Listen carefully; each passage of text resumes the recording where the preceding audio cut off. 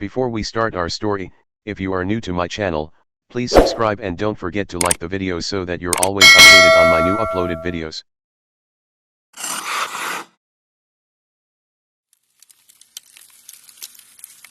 Neil Armstrong and Edwin Buzz Aldrin became the first humans ever to land on the moon.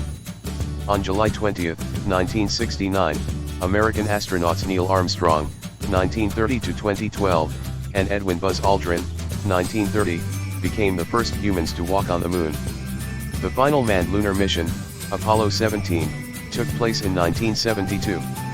After a 5-year effort by an international team of scientists and engineers to verify the structural integrity of the proposed launch vehicle and spacecraft combination, the National Aeronautics and Space Administration, NASA, launched the first unmanned Apollo mission in 1966.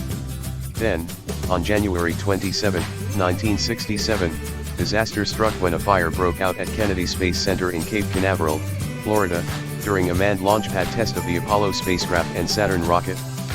President Richard Nixon connected with Armstrong and Aldrin through telephone radio broadcast shortly after they put the American flag on the lunar surface.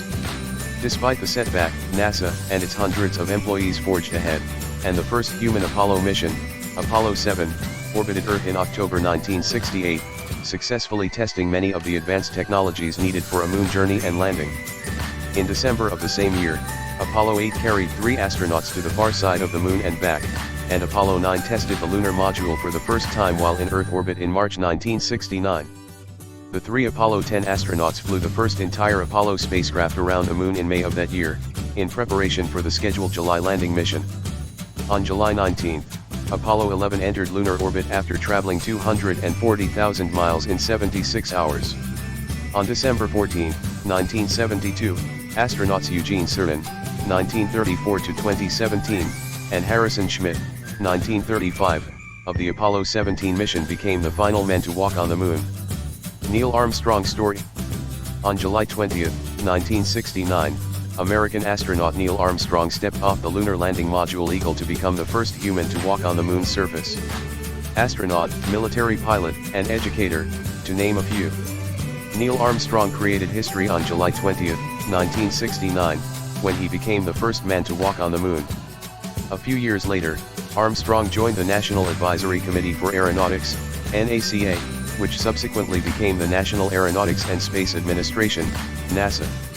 He worked for this federal agency in a variety of roles, including as a test pilot and an engineer. Karen died in January 1962 as a result of complications from an incurable brain tumor. He was a member of NASA's first manned expedition to the moon, known as Buzz Aldrin.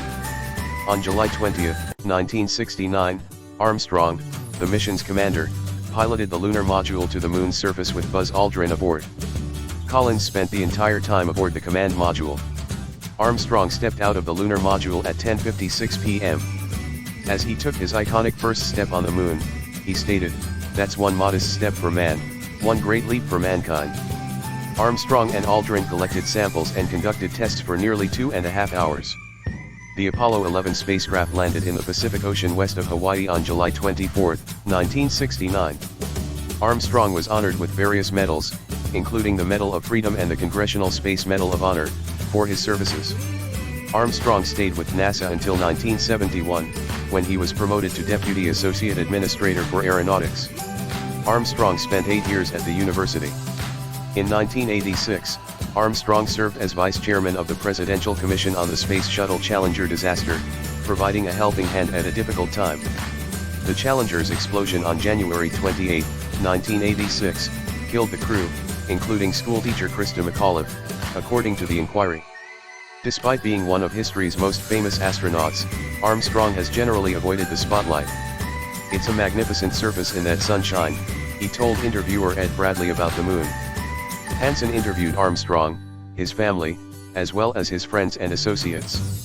He died on August 25, 2012, at the age of 82, just weeks after undergoing heart surgery.